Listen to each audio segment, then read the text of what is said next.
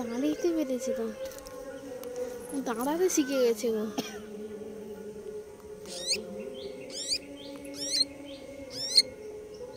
এই একটা বাচ্চা হয়েছে, দেখছে দেখো তার মা। লক্ষ্য রাখছে।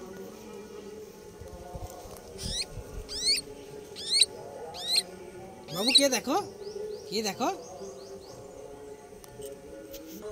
মা দেখো।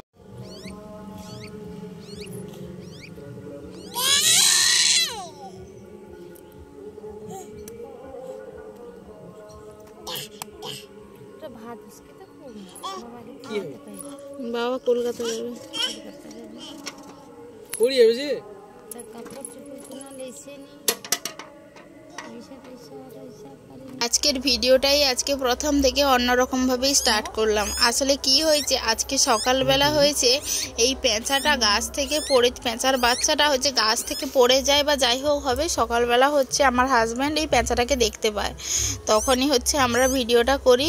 আর এখন হচ্ছে ওকে ও তো এখন রেখে দিয়েছিলাম ওপরে, যেহেতু নিয়ে যাবে ওর মা, কিন্তু নিয়েও যায়নি, তাই দুপুরবেলা হয়ে গেছিলো হচ্ছে আমার হাজব্যান্ড হচ্ছে ওকে খাওয়াচ্ছিল, ভাতই খাওয়াচ্ছিল আর একটু জল দিচ্ছিল আর কি।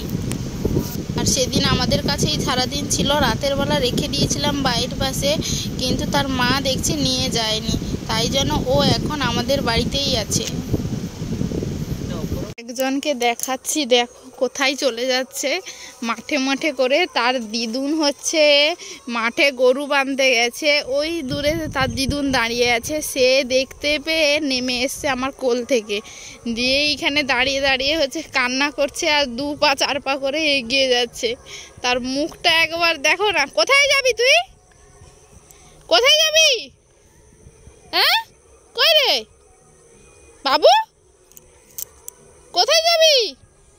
কালকে আলু পোড়া কোথায় হয়েছিল রে, কোথায় কালকে কোথায় আলু পোড়া হয়েছিল? ওইখানে দেখতে পাচ্ছিস?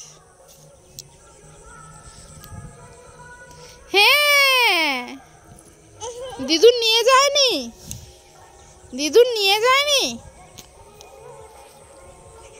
হামা নিয়ে পালিয়েছে বাবা। কই রে, কোথায় দিদুন হামা নিয়ে পালিয়েছে? আর এই পেঁচাটাকে দেখে আমার ছেলে তোর ভারী আনন্দ, ওকে শুধু নিতে চায়, কিন্তু ওকে তো নিতে দেওয়া হয় না, ও তো ছোট বাচ্চা, জানে না কোথায় কি টিপে ধরবে ঠিক নেই। ভেবেছি ওর মা যখন নিয়ে যায়নি, যতদিন না উঠতে শিখে ততদিন আমাদের কাছেই থাকুক, যখন উঠতে শিখবে ও একাই চলে যাবে। আর ভিডিওটাও এখানেই শেষ করছি। হরে কৃষ্ণ।